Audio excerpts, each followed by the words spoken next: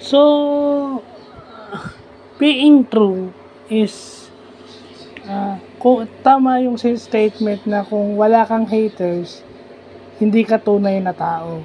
Pero sana wag nating ikaila na kaya maraming tao, maraming tao ang basher, maraming tao ang basher, maraming tao ang critical o critic sa'yo, maraming taong nag-o-oppose sa'yo, hindi lang dahil inggit sila sa'yo, hindi lang dahil hindi lang dahil inggit o may galit sila sa'yo o may inis sila sa'yo. Totoo yun.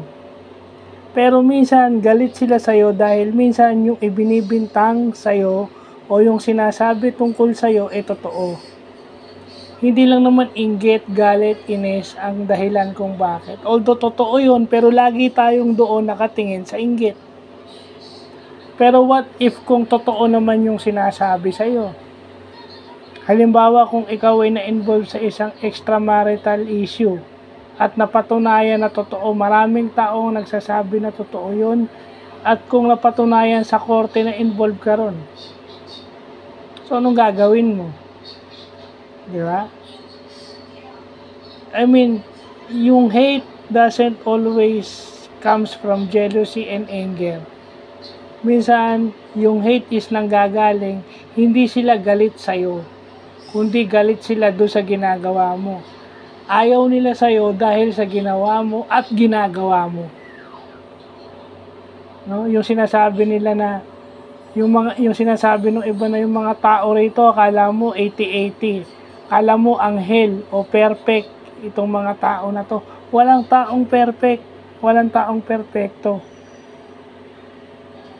Pero kung totoo naman yung sinasabi sa'yo, may mga tao kasi na idinidina yung constructive criticism o yung criticism na tama namang wala bang masama bang sabihan ka na wag kang makiapid o marami namang lalaki dyan, marami namang binata dyan na pogi, na mayaman, bakit hindi na lang yun, na single, bakit hindi na lang yun? At least walang sabit, wala kang problema. Wala namang masama kung sabihan ka ng ganun. Hindi naman dahil naiinggit sila sa'yo or naiinggit sila sa'yo dahil most followed ka sa YouTube, most followed ka sa FB, madami kang endorsement, artista ka, ganyan, milyon-milyon ang kinikita mo, may sarili ka pang negosyo. Wala namang masama kung sabihan ka ng ganun. Kasi siguro concern lang din sila. I mean, halimbawa kung may kapatid kang babae, ano na lang ang isi-set mong example sa kapatid mong babae? Sinasabi mo, gusto mong wala naman sigurong ate o kuya ang hindi gustong maging magandang example sa nakababata nilang kapatid. So, anong example lang iiwan mo sa kapatid mo if ever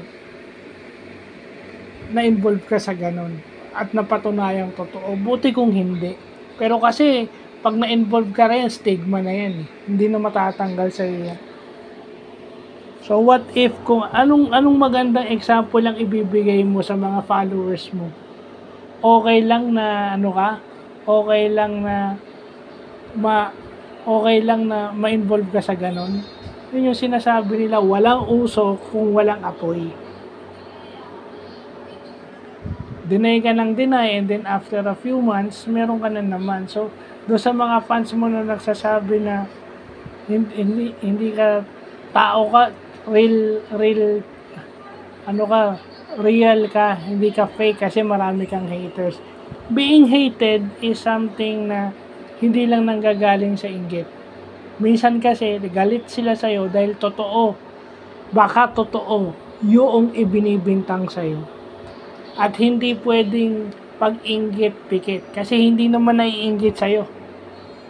Sa tingin mo ba, may maiinggit sa'yo na, sa tingin mo, lahat ng babae maiinggit sa'yo kung na-involve ka sa isang extramarital issue o mabansagang kang kabit? Hindi.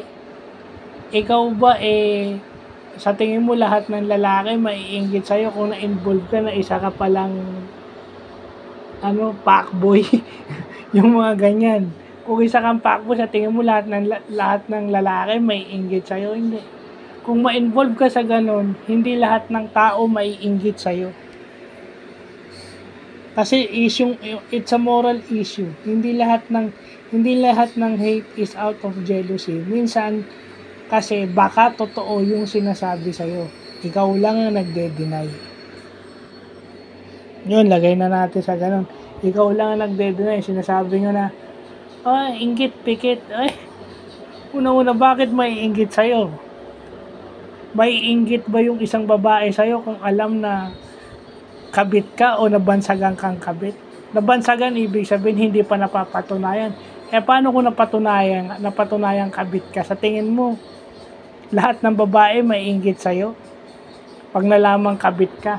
Kung papairalin mo yung common sense, halos walang babae ang maiinggit sa'yo pag napatunayang kabit ka o mistress ka.